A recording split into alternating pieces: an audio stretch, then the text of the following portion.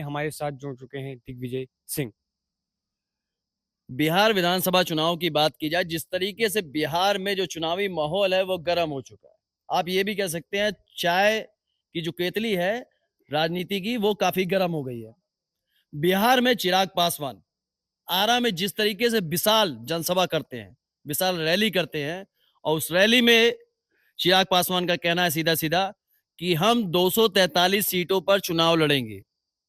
चिराग पासवान 243 सीटों पे अकेले चुनाव लड़ने की बात कर रहे हैं। ऐसे में अगर 243 सीटों पर चिराग पासवान अकेले चुनाव लड़ेंगे तो क्या इस बार एनडीए के साथ में चिराग पासवान नहीं रहेंगे? एनडीए में एक फूट दिखाई दे रही है।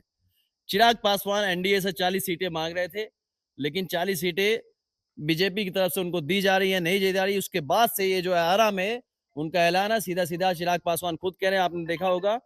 और ऐसे में आपको हम बता देना चाहते हैं कि बिहार में नीतीश कुमार, जो कि एनडीए के गठबंधन के जो दावेदार हैं, जो लगातार सीएम भी हैं, अब क्या है कि चिराग पासवान, नीतीश कुमार या कौन बीजेपी की तरफ से सीएम का दावेदार कौन होने वाला है, ये भी एक सवाल है। कहीं ना कहीं बीजेपी में भी फूट दिखाई दे रही है। जीतन राम मांझी की बात की जाए तो वो भी सीटें मांग रहे हैं, 40-50 सीटें मांग रहे हैं। चिराग चिराग पासवान जो है वो ज्यादा सीटें मांग रहे हैं।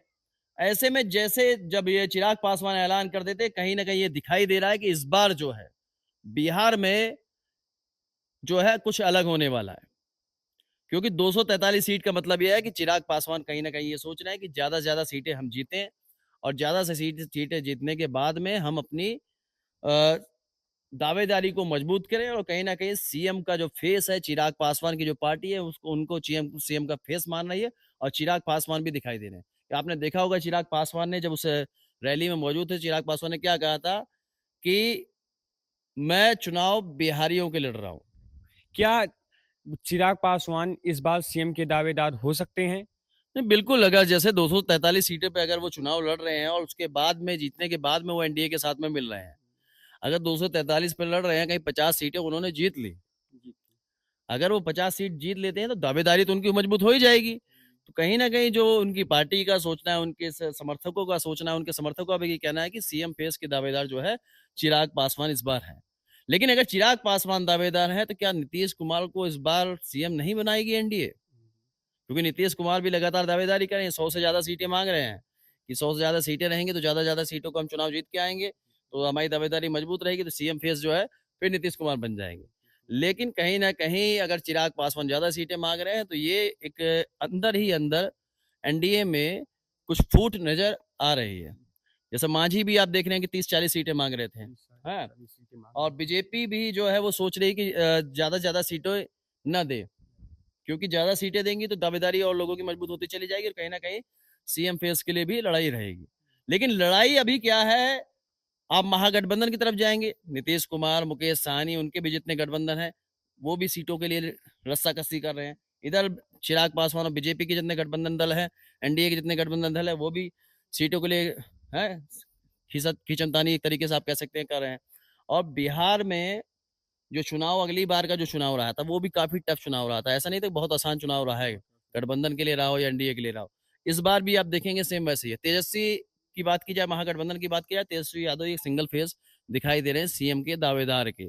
लेकिन उसमें भी लोगों का ये कहना है कि चुनाव में सीटें आने के बाद में हम लोग सीएम की दावेदारी जो है पेश करेंगे, और ठीक उसी जब तरीके से इधर भी दिखाई दे रहा है। जब चिराग पासवान 243 सीटों पे जब अकेले चुनाव लड़ेंगे, अगर उसमें से 50 या 60 सीटें वो जब जीतते हैं, तो किस पार्टी का समर्थन करेंगे?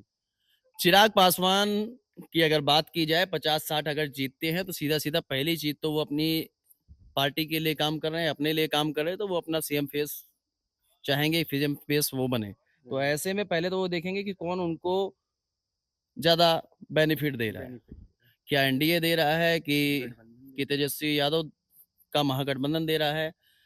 तब ये आप नहीं कह सकते कि चिराग पासवान किसके साथ में जाएंगे। लेकिन कहीं ना कहीं जिस तरीके से नरेंद्र मोदी के करीबी रहे हैं, और कहीं ना कहीं आप ये समझ सकते हैं कि एनडीए में ही रहेंगे। लेकिन अभी कुछ क्लियर नहीं कहा जा सकता कि तेजस्वी के पाले में न चले जाएं। ऐसा कुछ भी क्लियर नहीं है, क्योंकि नीतीश कुमार का भी क्लियर नहीं है कि वो किस पाले में रहे। वह बिहार में एक तरीके से उनको संज्ञा भी दी जाती है पलटू राम की। नीतीश कुमार को तेजस्वी यादव भी कहते हैं कि चाचा हमारे पलटू राम है। बीजेपी में जब नहीं थे वो, जब तेजस्वी यादव के साथ में थे तब बीजेपी वाले कह रहे थे पलटू राम है। तो बिहार की राजनीति कुछ अलग है। बिहार की राजनीति की जो चाय है कुछ अलग तरीके से बन रही है इस बार। जैसे कि चिराग पासवान ने ऐलान किया है कि 243 सीटों पे वो अकेले चुनाव लड़ेंगे। नहीं, वो चीज देखो, वो पार्टी अपने हिसाब से क्या सोच रही है, चिराग पासवान अपने हिसाब से क्या सोच रहे हैं, लेकिन कहीं ना कहीं ज्यादा सीट पे लड़ने से ये है कि देखिए आप 100 सीट पे लड़ते हैं मान लीजिए, तो 100 की 100 सीट आप तो जीतेंगे नहीं। जीतेगी। 50 सीट लड़ेंगे आप, 50 की 50 तो जीतेंगे नहीं। 50 सीट नहीं जीतेगी। हाँ, लेकिन ये है कि उनका स्ट्राइक रेट जो है अगली बार अच्छा था, 5 सीटें ऊपर लोकसभा चुनाव वो लड़े थे और 5 सीटें जीत गए थे चिराग पासवान। तो कहीं ना कहीं ये भी सोच के चल रहे होंगे कितनी सीटें हम जब लोकसभा में जीते थे, तो बिहार में हम लोग विधानसभा में 50 सीट तो जीत ही लेंगे। तो ये एक प्लान कहीं ना कहीं उनके दिमाग में रहा होगा, उनकी पार्टी के दिमाग में रहा होगा। अब चिराग पासवान की भी बात की जाए तो राजनीति उनकी जिस तरीके से बिहार में मजबूत हुई है बीते कुछ दिनों में, हाँ जरूर है कि चिराग पासवान बिहार में मजबूत रहेंगे। लेकिन जन सुराज एक नई पार्टी प्रशांत किशोर की है, तो वो भी एक काफ़ी अच्छी पार्टी दिखाई दे रही है। वो भी 243 सीटों पे लड़ने जा रहे हैं। तो बिहार का जो चुनाव है वो काफ़ी ज़्यादा टफ हो जा रहा है। आप लोगों से भी हम पूछते हैं कि जैसे आप लोगों को क्या लग रहा है कि सीएम का जो फेस है जो बिहार में कौन रहने वाला है, एनडीए की तरफ से कौन हो सकता है और महागठबंधन की तरफ से कौन हो सकता है, किसकी सरकार बनेगी? आप लोग भी कमेंट बॉक्स में जवाब दीजिएगा। देखते हैं ज़्यादा कमेंट जो है बिहार के लोग किसके लिए कर रहे हैं, क्योंकि आखिरी में वोट इन्हीं को करना है जो लोग हमें देख रहे हैं।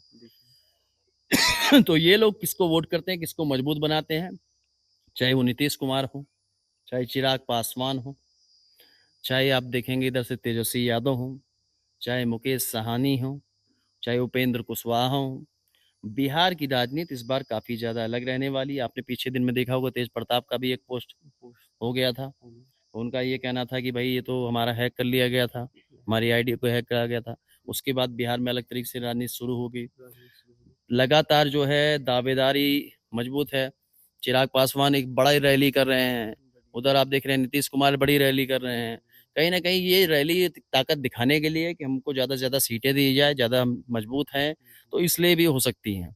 लेकिन कहीं ना कहीं जो एनडीए में भी फूट दिखाई दे रही है। महागठबंधन में अगर लड़ाई है टिकट को लेकर, सीट को लेकर, तो कहीं ना कहीं इधर एनडीए में भी लड़ाई है कि सीट को लेकर कितनी सीटें किसको दी जाएंगी। चिराग पासवान ने दावेदार कर दिया है कि 243 सीटों में लेंगे, तो नीतीश कुमार अभी के बिहार के सीएम हैं, वो भी दावेदार कर सकते हैं कि हम 243 सीटों पे लड़ेंगे या 200 सीटों पे लड़ेंगे या 150 सीटों पे लड़ेंगे, तो उन्होंने अभी तक दावेदार नहीं किया है। नहीं, अभी आप देखेंगे तो नीतीश कुमार जो है एनडीए का एक पार्ट है और एनडीए से वो 100 से ज्यादा सीटें मांग रहे हैं।